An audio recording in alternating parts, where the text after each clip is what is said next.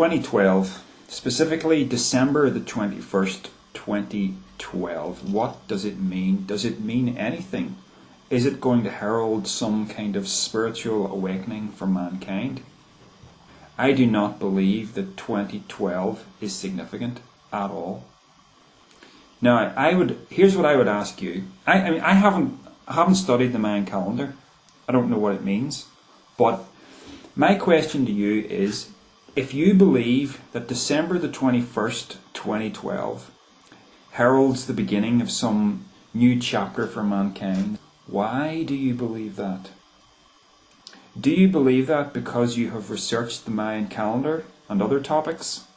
If you have, that's fair enough. I won't argue with that.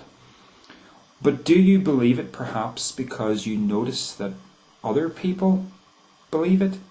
Other people who are of the same sort of spiritual mindset that you are? Everyone's talking about 2012, so you jump on board? Well, isn't that the same way that religions operate? You grow up in a Christian community, everyone around you is a Christian, you're pretty much expected to be a Christian when you grow up. This kind of thing. I'm far too individualistic and far too critical to just fall for something like that. So my challenge to you is, if you believe in 2012, know why you believe in it. I don't believe in it because I don't really have a reason to believe in it. But it even goes deeper than that. If you believe that something is going to happen after December the 21st, 2012, another question that I want to ask is, why do you feel you need something to happen? The way that religions tend to operate is that they latch on to some kind of need that they perceive within mankind, and they propose a solution to that need. You take Christianity, for instance, it's based on the idea that there's something wrong with you called the sinful nature that you need saved from, that there's a hole in your life that you need God to fill. If you're not a Christian, if you're one of these more esoteric spirituality types, do you still feel that there's some kind of need that you need to have fulfilled? And is that what you're looking towards 2012 to fulfill? Because the answer that I would propose is that there's actually nothing wrong with you. I would suggest that you are exactly the way you're supposed to be, with all of your faults. It's just all part of being human, and more than that, it's all just a part of being an animal.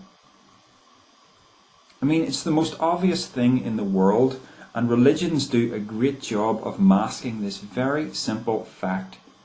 You're an animal. Specifically, you're a mammal.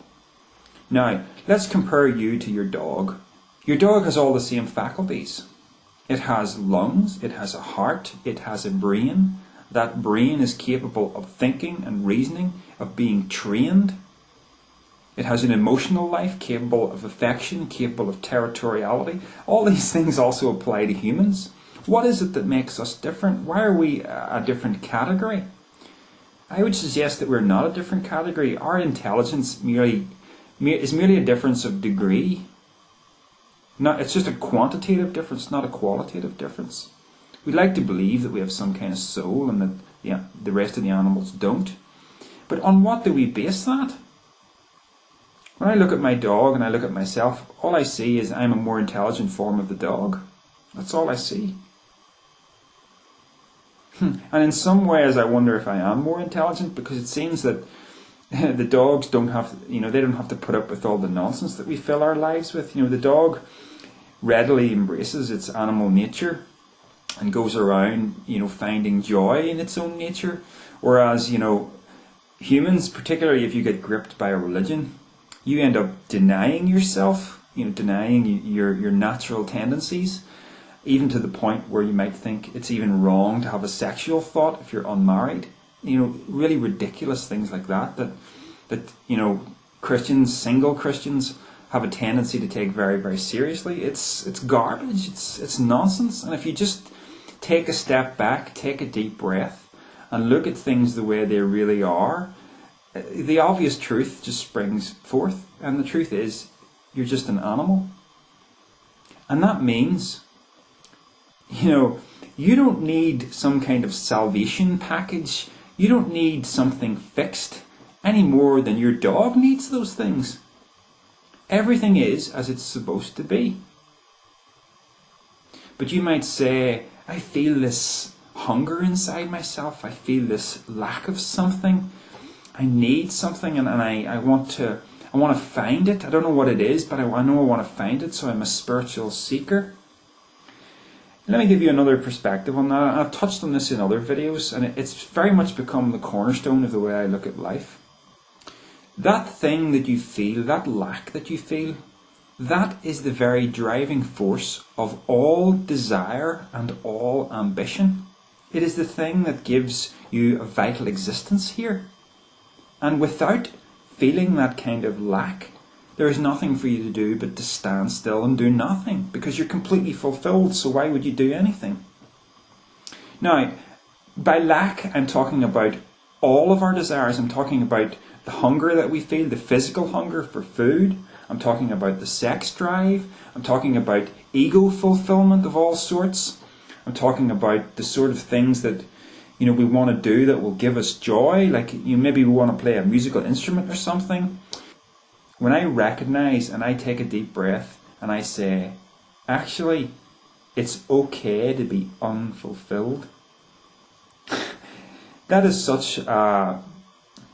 it's a real breath of fresh air to actually say that to yourself, to recognize there's nothing wrong with you. You're fine just as you are. You don't need saved from anything. You don't need some guru to come along and give you an enlightenment package deal. Because all of those things are just going to be illusions at the end of the day, because you're still going to find something that you lack, something that makes you unfulfilled. That's the way it's supposed to be. The reason you're unfulfilled is so that you will have desires that will drive you forward to create the fulfillment of that lack. That's how life works. It's how the whole universe works, in fact. Everything is duality. Everything is oneness separated from itself. How can oneness separated from itself be fulfilled when it's not the whole? This is the way it's meant to be. And one of the reasons why I like this so much is it really takes me full circle. I mean, I became a Christian when I was 17, and for about 20 years it filled my life with frustration, until I came full circle and realised that it was a farce. And then when I went on this sort of esoteric spirituality trip, this has now taken me to this stage where I realise actually there's no answer to find, and that's okay. And I feel like I'm actually going back full circle, right to when I was, say, 14, and I was life was filled with mystery. I didn't know everything, and that's exactly how I feel now. And I realise that I'm really no more enlightened than I was when I was 14. I haven't actually found anything that makes my life different, that makes me one of the enlightened, one of the saved, one of the whatever you want to call it, whatever way you want to segregate people. There was nothing wrong with me when I was 14. There's nothing wrong with me now. There's nothing wrong with any of us. Life works exactly as it's supposed to work. So to bring this round again to the subject of 2012, what am I really saying here? I'm saying stop looking for something. Stop looking for something that's going to change life from the way it is now to some kind of way that you want it to be, some kind of perfect existence, some kind of heaven on earth. There's nothing wrong with it the way it is. And if you want a heaven on earth, you're going to have to make it a heaven on earth, on its own terms. You're going to have to do something with your life that improves your life. It's all up to you. 21st of December 2012 is just going to roll on forward to the 22nd, then the 23rd, and life is just going to go on the way it went on before.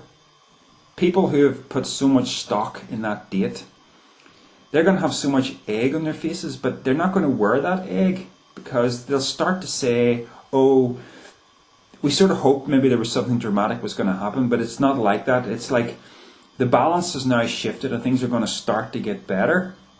And so maybe in 10 years' time they'll look back and they'll say, see how much better life is now in 2022 than it was in 2012 or 2002.